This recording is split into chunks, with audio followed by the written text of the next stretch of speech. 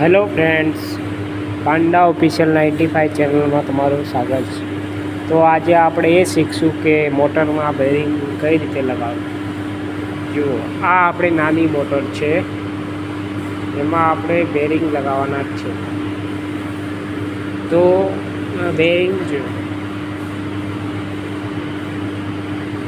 6202 SKF કંપનીના bearing લગાવશું. આ rotor આપણે મોટરનું ખુલેલું સામાન પડ્યું છે. આ બેરિંગ ટૂલ કિટ છે. તો આપણે આજે બેરિંગ લગાવતા શીખશું.